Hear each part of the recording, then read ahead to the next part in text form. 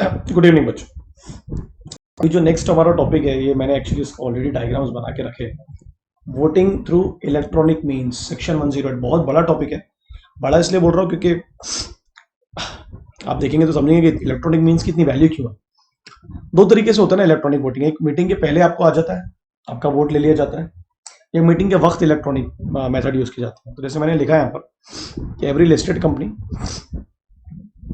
क्या लिखा है पढ़ेंगे सब लोग। एवरी लिस्टेड कंपनी और and company having not less than 1000 member, मतलब जिनके कम से कम 1000 मेंबर है, they have to provide E facility, E voting facility to their members vote on the resolution during the meeting और बिफोर द मीटिंग। इसमें कौन कौन इंक्लूड नहीं है, मतलब जिनको ई वोटिंग की फैसिलिटी प्रोवाइड नहीं करनी, निधि, इंस्टीट्यूशनल इन्वेस्टमेंट कंपनी और सेबी, इन लोगों को ई वोटिंग की फैसिलिटी प्रोवाइड करने की जरूरत नहीं है। अब आप नोटिस देंगे, अब ध्यान दो, अगर आप कंपनी का नोटिस देते हो ना, आप मीटिंग के पहले नोटिस देते हो नहीं देते हो? अब उसमें क्या करोगे आप, देखो जब नोटिस दोगे ना तो उसके पर्टिकुलर्स होंगे नोटिस के। क्या क्या लिखा रहेगा कि भाई हम ई वोटिंग की फैसिलिटी भी प्रोवाइड कर रहे हैं, वोटिंग फैसिलिटी थ्रू, है ना। Those who are already vote, जो ऑलरेडी रिमोट के थ्रू वोट कर चुके हैं, वो बात दोबारा वोट नहीं करेंगे बट मीटिंग में आ सकते हैं वो लोग। बराबर है कि नहीं बराबर है? समझ में आ रहा है? नोटिस वेबसाइट पे पब्लिश कर दो, नोटिस को कंपनी के ऑफिशियल वेबसाइट पर नोटिस को पब्लिश कर दो, या फिर रजिस्टर्ड पोस्ट के थ्रू भेजो, या कुरियर सर्विस के थ्रू भेजो, या इलेक्ट्रॉनिक मेल्स के थ्रू भेजो। बराबर है कि नहीं बराबर है? अरे बराबर है ना। इलेक्ट्रॉनिक मीन्स का मतलब क्या, यही तो है ना। और ये नॉर्मली काय में होगा, जनरल मीटिंग में। काय में होगा, जनरल मीटिंग में। निधि कंपनी तो आपको पता ही है, निधि कंपनी का एक्सप्लेनेशन अलग से दिया। एक्सप्लेनेशन क्यों दिया? क्योंकि इसको ज्यादा एक्सप्लेन किया नहीं है, पर लॉ में तो अलग से दिया गया। निधि कंपनी मतलब जहां पर लोग अपनी सेविंग हैबिट्स को इंक्रीज करने के लिए एक कंपनी स्टैब्लिश करते हैं, जो अपने मेंबर्स को कम रेट ऑफ इंटरेस्ट पर वो लोग लोन प्रोवाइड करते हैं। इसके लिए अलग से रूल्स एंड रेगुलेशंस बनाए गए हैं। और हम लोग जनरल मीटिंग की बात कर रहे हैं, बोर्ड मीटिंग की बात हम लोग नहीं कर रहे हैं। नोटिस का मतलब समझ, नोटिस भेजने के तरीके मैंने उधर लिखा, वेबसाइट पे डाल दो। क्लियर है कि नहीं क्लियर है? नोटिस किस किस को जाएगा, तो यहाँ पर लिखा है आपके वोटिंग फैसिलिटी थ्रू, ये फैसिलिटी के माध्यम, ई वोटिंग है, पोस्टल बैलेट है ना, बैलेट पेपर्स है, ठीक है। नोटिस कंटेनिंग द पर्टिकुलर, मैंने आपको बताया ना कौन कौन से पर्टिकुलर रहेंगे, ऊपर जो लिखा हुआ है। जो अपने ऑलरेडी वोट कार्ड का पर्टिकुलर्स लिखे ना कि भैया आपको वोटिंग फैसिलिटी प्रोवाइड कर रहे हैं, ये आपके माध्यम है, बैलेट पेपर्स है ना, पोलिंग पेपर्स, यही वोटिंग। जो ऑलरेडी वोट कर चुके हैं रिमोट ई वोटिंग के थ्रू, मतलब वोटिंग मीटिंग के पहले जो वोट कर चुके हैं वो तो आएंगे मीटिंग में बट वोट नहीं करेंगे। अब देखो क्या लिखा इसमें, द नोटिस शेल इंडिकेट किस तरीके से इलेक्ट्रॉनिक वोटिंग प्रोसेस की जाएगी, क्या टाइम शेड्यूल रहेगा, क्योंकि आप मीटिंग के पहले कंडक्ट कर रहे हो ना उसको, मीटिंग के पहले कंडक्ट कर दो। बराबर है। Provide the details, login ID कह रही है उस पर एक साथ लिए जाएंगे ना वोट, है ना। और किस तरीके से आपको पासवर्ड जनरेट किया जाएगा वोटिंग का, ये है नोटिस के अंदर लिखा रहेगा। पब्लिकेशन ऑफ नोटिस बता दिया यार, 50 बार बता दिया आपको। एक नोटिस तो आपने ऑलरेडी भेज दिया, कहां पर पब्लिश कर दिया, न्यूज़पेपर में या लोगों के रजिस्टर्ड एड्रेस पर। तो जिस दिन उसको भेजोगे ना, उसी दिन इसको भी डाल देना, इस नोटिस को, इलेक्ट्रॉनिक मीन्स वाले, है ना। लिखा ना, public notice before 21 days of AGM other than notice send, जो नोटिस सेंड किया उसके अलावा पब्लिश कर दो उसको न्यूज़पेपर में, है ना, इंग्लिश न्यूज़पेपर में वर्नाकुलर में 21 दिन पहले। किससे रिलेटेड? इलेक्ट्रॉनिक मीन्स से रिलेटेड। पढ़ तो चुके हैं बराबर। उस नोटिस में क्या लिखा रहेगा यार, कितनी बार पढ़ चुके हैं, है ना। क्या क्या लिखा रहेगा फटाफट बताओ। कौन सा बिजनेस हम डिस्कस करने वाले हैं इलेक्ट्रॉनिक मीन्स के थ्रू, मतलब क्योंकि हर हो सकता है हर रेजोल्यूशन के लिए इलेक्ट्रॉनिक मीन्स था। कब ई वोटिंग स्टार्ट होगी, डेट एंड टाइम, कब खत्म होगी, क्या कट ऑफ डेट होगा, मिनिमम 3 दिन होता है, 3 दिन तक ओपन रहती है। मैंने 2 दिन लिख दिया, 3 दिन तक ओपन रहती है। The manner in which person have acquired shares and become members of the company after registered notice में ऑब्टेन द लॉगिन आईडी, जो लोग कंपनी के शेयर होल्डर्स बन चुके हैं ना, जो मेंबर्स बन चुके हैं, जिनका नाम रजिस्टर्ड मेंबर में जा चुका है, उनको लॉगिन आईडी पासवर्ड मिलेगा। समझ में आ रहा है? द स्टेटमेंट शेट, क्या लिखा देखो, the statement that remote e voting shall not be allowed beyond the set time, क्या टाइम, 3 दिन, या बिजनेस आवर्स में होगी, लाइक 9 से 6। जिस मैनर में कंपनी बोलेगी उस मैनर में मेंबर्स को प्रेजेंट होना, जो लॉगिन पासवर्ड कंपनी आपको देगी वही लॉगिन पासवर्ड आपको यूज करना पड़ेगा। अगर आप ऑलरेडी मीटिंग में वोट कर, मीटिंग के पहले वोट कर चुके हैं, मेंबर में participate in the even after using is right to vote through E voting, but दोबारा वोट नहीं करेगा। क्यों करेगा? बेवकूफ भी है ना, ठीक है। अब मेंबर जिसका नाम रिकॉर्ड है फिजिकली, रजिस्टर मेंबर में, या जो इलेक्ट्रॉनिकली मेंबर बना डिपॉजिटरी के थ्रू, याद है, as on the cut off date only shall be entitled to avail, मतलब जो लोग कट ऑफ डेट के पहले तक मेंबर बने हैं या बन चुके हैं वही लोग अलाउ है, जो बन रहे हैं जिनका कॉल्स बाकी है वो लोग वोट नहीं करेंगे, ठीक है। लिखा मैंने कट ऑफ डेट 1 जनवरी से चालू हुई मीटिंग, वोटिंग का टाइम 3 जनवरी को खत्म हो गया, those who become member up to the date of can vote. What is cut off date, जल्दी बोलो यार, कट ऑफ डेट क्या, 3 तारीख, एक और 3 के बीच में भी कोई मेंबर बनता है तो वो भी वोट कर सकता, ठीक है। वेबसाइट एड्रेस दो जहां आपने नोटिस को डिस्प्ले किया है अपना, name, designated address, email, phone number of the person responsible to address the grievances. Wow, what does that mean? अब ई वोटिंग नहीं चल पा रहा है, कोई टेक्निकल डिफिकल्टी आ गई है, मेंबर को समझ में आ रहा है किससे कांटेक्ट करे, तो इसका मैंने एग्जांपल लिख दिया, उस बंदे का नाम, डेजिग्नेशन, किस पोस्ट पर है वो, address, email ID, phone number डाल दो कि भाई कोई दिक्कत हो अगर तो मीटिंग वोटिंग करते वक्त तो मेंबर्स उसको अप्रोच कर सके, ठीक है। टाइम तो बता ही दिया मैंने आपको, नॉट लेस देन, कम से कम 3 दिन, नॉट लेस देन बोला पर वो नॉट लेस देन 3 दिन से कम नहीं, और टाइम क्या रहेगा, क्लोज एट 5 PM को क्लोज कर देना आपको, सही, रात भर थोड़ा ना वोटिंग करेंगे, ओके।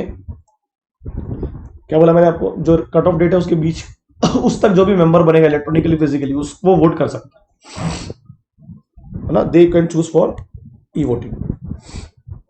जिसने एक बार कर दिया वो दोबारा अपना वोट चेंज नहीं करेगा, लिखा may not be allowed to change his vote, और दोबारा वोट कास्ट भी नहीं कर सकता, बस पार्टिसिपेट कर सकता है वोट में, मीटिंग में, है ना। क्या लिखा रहेगा उसमें, at the end of the E voting period, 3 दिन खत्म हो रहे हैं, the facility shall be provided to blocked, क्या ब्लॉक लिखा है इसमें, if a company opt to provide the same electronic voting system as used during remote voting during the general meeting, the said facility shall be in operation till all the resolutions are considered। what does that mean? Company को ऐसा लग रहा है कि आपने e voting किया meeting के पहले, अब आप मीटिंग में भी ई वोटिंग करना चाह रहे तो आप कर सकते, कोई दिक्कत की बात, बट कंपनी में भी अगर अब एक ऑडिटोरियम में बैठे हैं वहां भी आपको रिमोट दिए गए और ई वोटिंग हो रही है, बट वही मेंबर वोट करेंगे जिन्होंने पहले ही वोटिंग यूज नहीं की, ये ध्यान रखना। देखो लिखा है ऑलरेडी जो कर चुके हैं उनको नहीं है, यानी मतलब कंपनी ये भी चूज कर सकती है कि मीटिंग में भी आप इलेक्ट्रॉनिक वोट, जैसे वो नहीं कौन बना करोड़पति में होता था ई वोटिंग, वो ऑडियंस करता था रिमोट के थ्रू,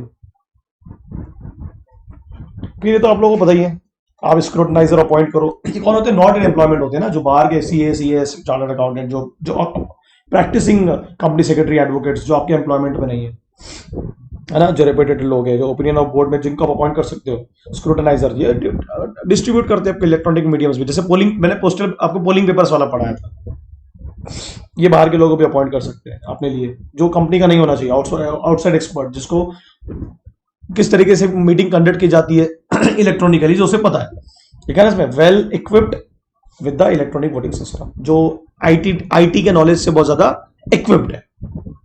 काम क्या है इसका, वही रिमोट दो, रिमोट में जो वोट हुआ उसको काउंट करो, एग्री वाला डिसएग्री वाला देखो, उसकी रिपोर्ट बनाओ, क्लासीफाई करो, चेयरमैन को सबमिट कर दो, बराबर है कि नहीं बराबर है। Chairman share at the general meeting at the end of the discussion of the resolution. Actually मतलब ये है कि कुछ रिजोल्यूशन में ई वोटिंग हो सकती है, कुछ रिजोल्यूशन में फिजिकल वोटिंग हो सकती है, ऐसा भी हो सकता है, ये आप ध्यान रखें, ठीक है। कुछ रिजोल्यूशन में वो बोलेंगे भैया पोलिंग पेपर यूज करो या बैलेट पेपर यूज करो, या कुछ में ई वोटिंग, ये भी हो सकता है, कोई दिक्कत वाली बात नहीं है ना। और आप वही स्क्रूटनाइजर्स भी अपॉइंट कर सकते हो जो इन्होंने बैलेट पेपर्स और पोलिंग पेपर्स में आपकी मदद की थी, उन्हीं को भी वोटिंग के लिए भी यूज कर सकते हो अगर वो इलेक्ट्रॉनिकली नॉलेज को लेके इक्विप्ड है। काउंटिंग ऑफ वोट्स होगा, आप अनब्लॉक कर दो, ठीक है ना। इसमें आपने ब्लॉक टाइम पीरियड क्या था आपका, 3 दिन का ओपन था मई में, क्या लिखा इसमें, स्क्रूटनाइजर क्या करेगा, immediately after the conclusion of meeting first count the votes, thereafter unblock the votes, unblock करेगा कौन कौन से, कि भैया 2 विटनेस के सामने करेगा काम, वो जो कंपनी के एम्प्लॉयड होंगे, कंपनी के लोग होंगे, है ना। And not later than 3 days of conclusion, company खत्म हो रही है 3 दिन के अंदर, कम से कम 3 दिन तो लगेंगे। एक रिपोर्ट बनाएगा, कितने फेवर में थे कितने फेवर में नहीं थे, और किसको सबमिट करेगा, चेयरमैन को, बराबर, या चेयरमैन के अलावा जो बंदा उस पर्सन के ऑथराइज्ड, उसे क्लैरिफाई हो जाएगा कि कितने लोगों ने हाँ बोला, कितने लोगों ने ना बोला, एग्री और डिसएग्री, किस पे, रेजोल्यूशन पे, है ना। क्या लिखा उसमें, it remain secret, and not available to the chairman, scrutinizer or till the votes are casted in the meeting. What does that mean? कि जब मेंबर्स वोट कास्ट कर रहे थे इलेक्ट्रॉनिकली, तो ना ये बात इनको पता थी ना इनको पता थी। ये कब पता चलेगी? मीटिंग खत्म होने के 3 दिन के बाद कि भैया, क्योंकि वो सीक्रेसी तो होती है वोटिंग। अब वो करोड़पति में भी लोग रिमोट को यूज करते हैं, आपने देखा है, तो सीक्रेट ही होता है कौन क्या वोट कर रहा है, आपको थोड़ा ना पता।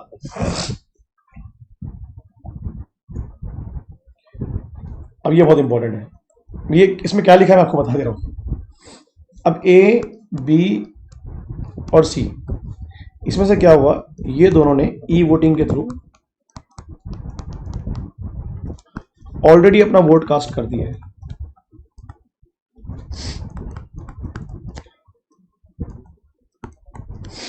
तो ये लोग मीटिंग में तो आ सकते हैं, बिल्कुल आ सकते हैं। तो इनका एक अलग रजिस्टर बनेगा, जिन्होंने ई वोटिंग को मीटिंग के पहले रजिस्टर ऑफ ई वोटिंग जिन्होंने यूज कर लिया है इसको। और एक ये अब सी, ये फिजिकली आया मीटिंग में, फिजिकली प्रेजेंट है। अब ये दो चीजें होंगी, या तो यहाँ पर ये पोलिंग पेपर्स या पोस्टल बैलेट के थ्रू वोट करेगा, या इलेक्ट्रॉनिक मीडियम, इसको भी रिमोट मिल जाएगा, ये रिमोट है ना। तो ये लोग मीटिंग में अलाउ नहीं है वोट करने के लिए, आ जरूर सकते हैं, बट ये जो बंदा है सी वाला, जो बंदा है, इसका एक अलग रजिस्टर बनेगा जो वहां फिजिकली एग्जिस्ट था मीटिंग में, जिसने पहले वोट नहीं किया, एग्जिस्टिंग था।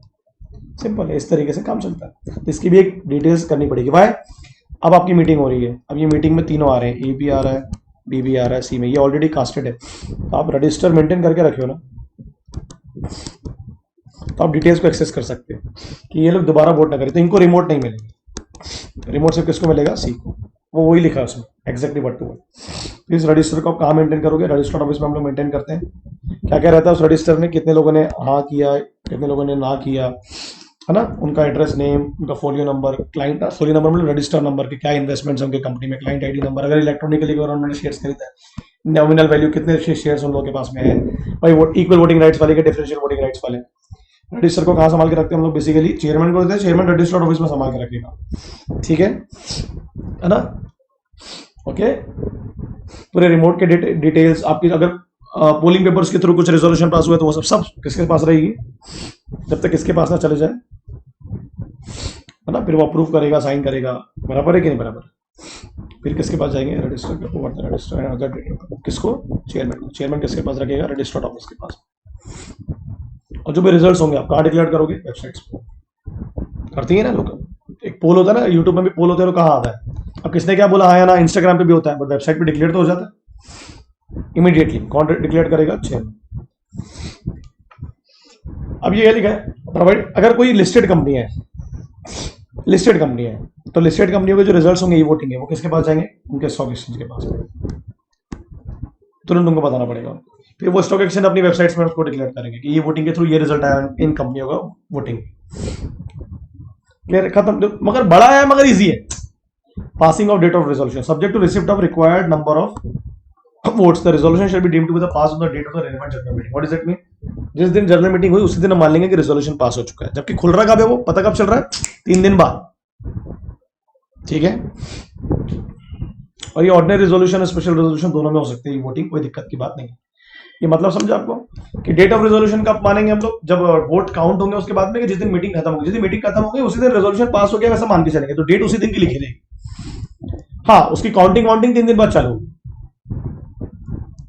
ईजी है, बहुत ईजी है। छोटा सा वीडियो है ये। इसके बाद एक ही बचा हमारे पास, क्या? Postal ballot. खत्म चैप्टर। बीपीओ तो मैं आपको सामने से बनाने वाला, बीओ मैं आपको सामने से पढ़ाने वाला हूँ, बेनिफिशियल ओनरशिप। Okay, finish. लिख के रखना, मगर जैसे मैंने कुछ लिख के रखा था आप भी लिख के रखो, आपको काम आएगा एग्जाम के टाइम पर। भूलने का नहीं। मगर ई वोटिंग में क्या होने वाला है, मीटिंग के दौरान भी वोटिंग हो सकती है, मीटिंग के पहले तो अपॉर्चुनिटी मिलती है वोट करने की, रिमोट ई वोटिंग। और जो मीटिंग के दौरान हो रही है वो रिमोट ई वोटिंग है, और जो मीटिंग के पहले हो रही है वो सिर्फ ई वोटिंग है। उसमें आपको पासवर्ड मिल जाएगा, लॉगिन आईडी मिल जाएगी, और आप वोट कर दो कंपनी की वेबसाइट के थ्रू, है ना। ठीक है। स्क्रूटनाइजर्स कौन होते हैं? अगर पोलिंग पेपर्स वाले, अगर वो हाईली एक्सपर्ट है आईटी में, तो उन्हीं को ले लो, या फिर आपको एक आईटी एक्सपर्ट अपॉइंट करना पड़ेगा जो नॉट इन एम्प्लॉयमेंट होगा, कंपनी से रिलेटेड नहीं होना। वो एक और एक्सपर्टीज को अपॉइंट कर सकता है अगर उसको मदद लगती है, तो वो भी कंपनी का एम्प्लॉयमेंट वाला नहीं होना, बट आईटी एक्सपर्ट्स होना है सब, ठीक है, कितने दिन तक ओपन रहेगा? मिनिमम 3 दिन तक ओपन रहेगी आपकी ये वोटिंग। और दूसरी बात, कौन से मेंबर्स कंसिडर किए जाते हैं? जो कट ऑफ डेट तक आपके मेंबर बने फिजिकली या डीमेट के थ्रू। कट ऑफ डेट कौन सा? आखिरी दिन जो था, 1 2 3, एग्जाम्पल दे रहा हूँ तीसरे। ठीक है, चलो खत्म हो गया, टाटा बाय।